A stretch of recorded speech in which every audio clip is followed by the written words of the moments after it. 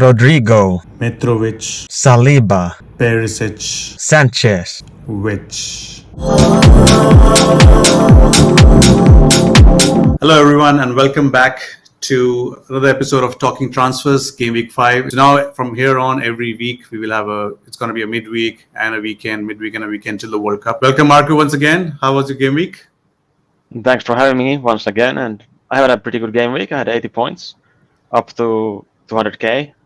That's a very good start, in my opinion. So it's good to build from here. How was your game week? Kane, in the end, kind of saved it a bit. So that means I didn't have Haaland. So we'll discuss about Haaland as well. I think he's becoming a must-have now. You can't really ignore him. So yeah, these are the fixtures from Game Week 5 to Game Week 8. Nothing has changed much. Brighton leads. Now Bournemouth has come into at number 3. Yeah, to be honest, not really. I think it's pretty much the same that it's been for a while. We're looking at the same teams again. So that means we don't have too many transfers in and out. But yes, quite a few things have changed. Arsenal is looking absolutely phenomenal, and they look resilient the way they won. So there is a one particular defensive asset which is shining bright for Arsenal at 4.7. Saliba, we'll talk about him. But let's get straight into Brighton first. And there was something which I kind of compared how they are different this season as compared to last season. They were termed as always the underachievers in terms of XG or XGC for last season. So we take a look here for the first 4 game weeks of this season. It's whether they've underachieved or overachieved. So it's been even. 2 games they have overachieved. 1.5 XG. They scored 2 goals against United. The games at home are shaded in blue, and those are the games where they have underachieved. So having said that, the game against Newcastle's defense was absolutely resolute. Though Brighton did have good chances, especially Gross, who we're going to speak about. He could have slotted 1 goal, but yeah, that's the reason. XG is at 1.5. The last game against Leeds, I think that was the best performance in terms of creating XG, 2.02, but could score only 1. So overall, they are again, 2 games overachieved, 2 games underachieved. Now, what has changed is after 4 games of last season, Brighton's XG was around 4.4, 4.5, and this season they're at 6.7, and this is without, after they've sold Mope. They signed Undav, but he hasn't really played in Premier League. Welbeck hasn't scored a goal out of the 5 goals they've scored.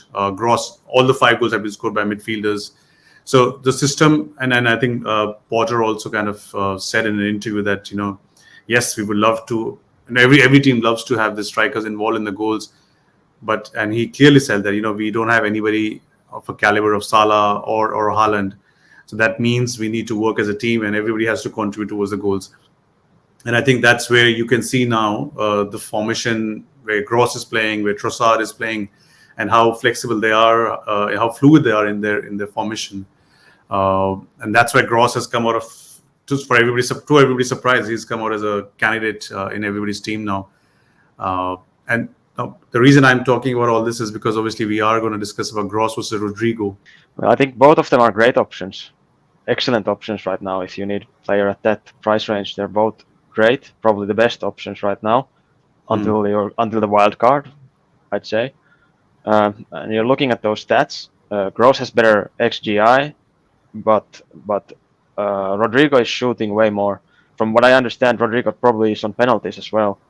And now we know that Gross is not. So if I had to choose one, I'd still go for Rodrigo, even though he didn't do anything this week and Gross did. But I still would pick Rodrigo over Gross. So I was seeing again, going back to the Brighton start in the last season, in the first 4 games, and this season first 4 games, it's almost the same. They had won 3 games and lost 1 then, and they have won 3 games here and drawn 1. The good part is, from a Brighton fan perspective, is that they have played much tougher opponents this time. They had played Burnley, Brentford, Everton, and I think one more Watford in the last season. And this season they have played much tougher opponents. So that's a plus. To choose between them, he has more minutes in him in terms of as compared to Rodrigo's. Because yes, obviously everybody's saying Bamford might come back. I don't think Rodrigo will be benched. I just think that his role might change a bit in the team, and obviously it's just everybody's guess right now. When Bamford comes back, I think he's quite 2 or 3 game weeks still away from coming back. But yes, as you said, if somebody hasn't played his wild card yet, or his or her wild card yet, and if they're looking to play after game week 8, I think both fixtures are amazing. If you really want to pick one team, which would you think is a better fixture? I think I would. Well, at least the next 3 fixtures, I'd say Leeds probably is better. I don't really rate Everton and Nottingham, and also there's 2 home games. Yeah, Brighton 2 have home 2 away games. games. So I just a little bit rate Leeds more on those fixtures, but they're both. It's difficult because they're both at the top of the ticker. So, but if I had the budget and I had the option to shoot one, or I don't want to shoot either one, but to choose one, I would choose Rodrigo still. All right, Mitrovic. He just doesn't stop in terms of topping the charts in terms of stats. Had a really good game. Arsenal dominated the game. But Mitrovic was kind of involved whenever Fulham was attacking, especially when they were trailing in the last 10 minutes. Highest in terms of shots inside the box, shots on target as well. So 10 out of 17, shots on target, which is pretty good. Do you think he's becoming fixture-proof to some extent? Because we have seen him bully, to some extent, Arsenal. He definitely bullied Liverpool defenders as well, both Trent and Van Dijk. Yeah, the fixtures are not great, but I think he's shown that he's a beast. So I think he can score against anyone, and I wouldn't mind him as a pick even now. But for me, it kind of depends on your team structure. I wouldn't go out of my way to like rearrange my team, like selling a premium defender to get him in. So you would probably need a formation change if you don't have 3 strikers. So it's a little bit difficult. So by game week 7, he'll be done with Liverpool, Arsenal, Tottenham, Chelsea. Yeah, I'm quite certain that I'll have Mitrovic from when I wildcard. He's looking so great. If you were to go right now, if you were wildcarding and you were going for 3 strikers, would you choose Mitrovic right away, or would you choose someone like Tony and move him out for Mitrovic later? What would you do?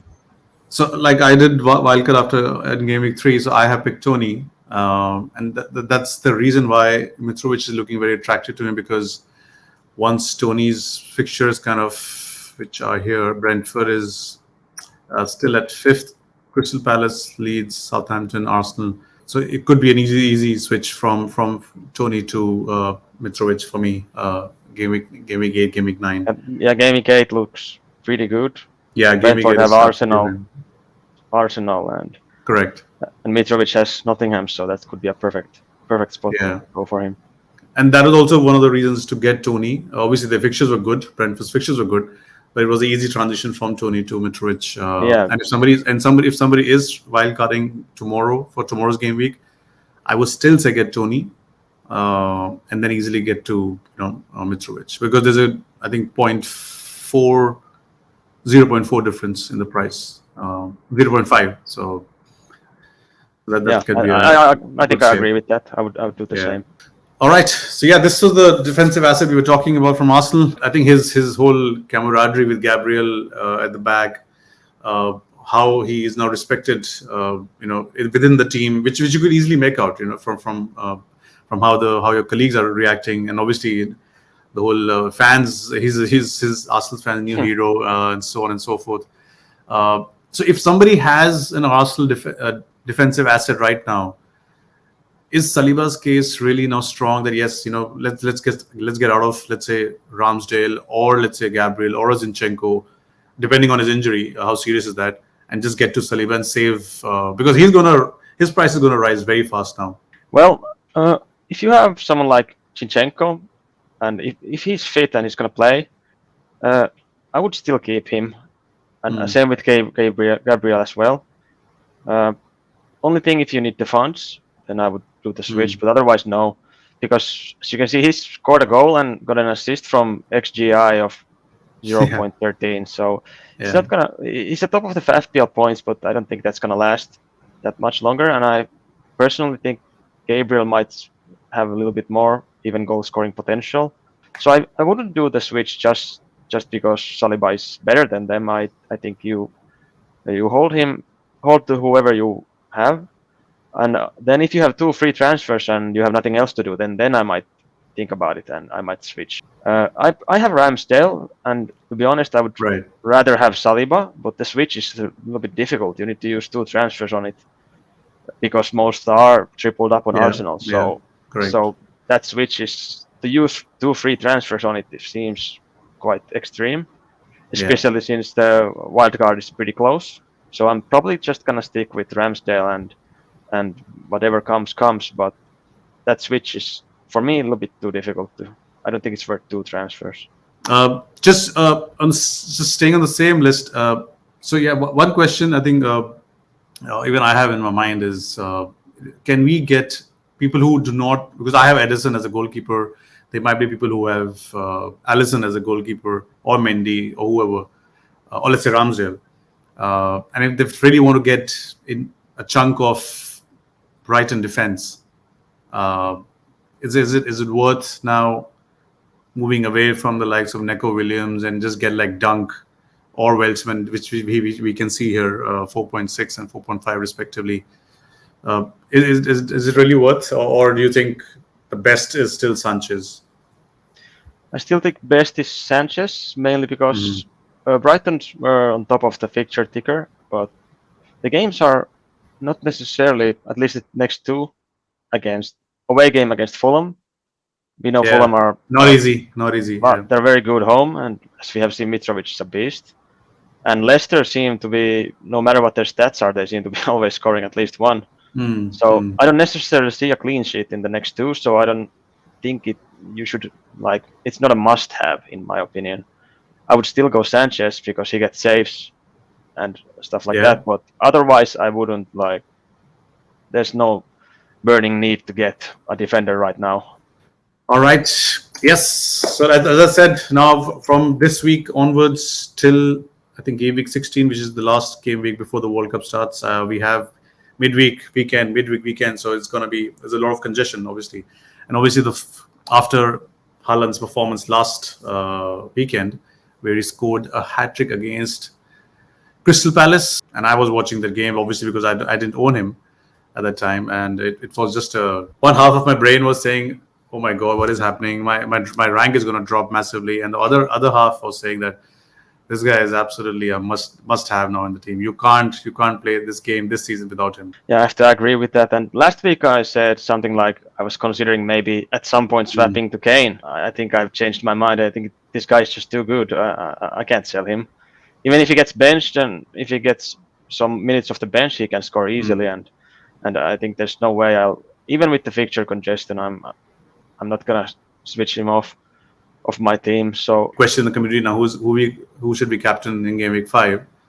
Yeah, that's the where big question. Salah is playing Newcastle home and City is playing Nottingham Forest home, but people are okay giving him the captaincy ban and giving vice captain to Salah just in case if he doesn't play. Though I have one school of thought that if he doesn't start any game, unless City is like trailing, I don't think he will ever come from the bench. Let's say Salah has been benched for Liverpool in some rare occasion, and Yeah, I'm sure he's not gonna come in when they're leading like 3-0 or something. absolutely, And absolutely. then for yeah. some reason he gets on. I don't know why. So I don't know what Pep might think in that situation. If the theory is that he's not gonna come on, then I think it's pretty safe to captain Haaland then, because you would think that City is gonna win that game quite comfortably. Yeah, And, yeah. and then if that's the case and that means Haaland doesn't come on, then I would definitely captain Haaland. But I'm a little bit scared that he might get some minutes. I don't know. Right. So I'm a little bit torn about it, whether to captain Salah or Haaland this game week. Newcastle also obviously has a couple of injuries as well. I think Bruno Guimaraes might not play. Yeah. So that's a big loss for them as well, because he has been kind of being a fort in terms of the midfield. Sorry. So again, and it's at Anfield. It's at Anfield. Yeah, it's at Anfield, and I'm sure Salah would be. Though we said that after Liverpool lost to United, yes, Liverpool will be hungry, and they proved yes they were hungry. But I don't know what Salah would be thinking now. 9 goals. I think he has to be pissed. I think he has to be hungry for this game. So I Absolutely. would bet on Salah getting something out of this game for sure. Yeah. If you were to bet, would you say Haaland start this game or no? So I think the next game is City plays Aston Villa away. Obviously, nobody knows what Pep is going to do. But if I were to think that this guy just scored a hat trick, and Pep has been blowing this trumpet of everybody needs to give the ball to Haaland so that his confidences come in Premier League. He's in the form when they enter Champions League. Now, since he scored a hat trick already, and it's a weaker opposition now, I think he would love him to get a couple of more goals, 40, 50, 60 minutes, and then sit down. Because Aston Villa, anyways, is not really doing anything. I think Steven Gerrard is in danger. So it's not that Aston Villa is a very, very tough game. He could get rested for that as well. It's at Etihad against Nottingham Forest is Etihad. Then is Aston Villa, and then I think after that is Tottenham, which is a big one. And he would want him to play that game for sure. So my feeling is he might start, but he might just play 50, 55, 60 minutes. Yeah, I think I agree with that. I agree. I think he starts next game, but I'm not confident enough to say like I'm 100% sure. I'd say maybe I think maybe 60 to 70% sure that he's gonna start. And I think Aston Villa is the game he's gonna be starting from bench. That's my opinion. You own Perisic, right? Yeah, I own Perisic. Do you start him or are you putting him on the bench? I will start him, and I believe he will start next game. But the game after that, that's gonna be the danger game in my opinion. So if you own Perisic, it's a easy hold in my opinion, and a start unless there's some news. But if you don't own him, I think the time has passed. I don't think now it's the time to get him in. He will get rested in one of the next two games, and after that it's Manchester City. So I don't think now is the time to get him in anymore. I'm expecting him to start. He came off at 72 minutes or something last game. Right. So I believe he starts this game and he's going to be benched the next one. So then I might be looking to move him on even for some other defender. Who are they playing? Playing West Ham this weekend, and then they play Fulham home. So he might get rested for that. Yeah, absolutely. Yeah. So if there's a sign he's going to be rested, and I think I will transfer him out. Same conundrum with these two gentlemen. A lot of people own James and Cucurella, including me. So I think people who own this pair, who do they play? They're playing Southampton away. Yeah. I don't think they'll get a better fixture to really get a clean sheet. Koulibaly is going to be back after his serving his one match ban. So yeah, what do you think? Well, for me, it's if you own them, it's easy hold in my opinion. I don't think there's any reason to transfer them out at this stage, especially with Southampton game coming on. As you said, that's good chance for a clean sheet. I think. I think definitely one thing is clear that Tuchel prefers Cucurella over Chilwell. Because he's just signed and he started 3 games now, 2 or 3 games. Chilwell obviously was not match fit in the game week 2 as well. But I think it's a combination of a couple of things: his match fitness versus Cucurella playing well as well. So yeah, I think now Koulibaly, yeah, for me it's a hold until something. If you get some evidence of like Chilwell taking the left wing back position from Cucurella, I think there's no reason for sell at this point. I think he can get points at both ends of the pitch, and it's pretty cheap for a Chelsea defender. So absolutely. So I think it's an easy hold for me. All right, thank you very much. Please do like and subscribe to the channel if you like this video. This is our 3rd episode, and we have been able to squeeze it in, and now we'll get used to it because there's a midweek and there's a weekend every there's a two game weeks every week now. So thank you, Markku, once again. Thanks for having me.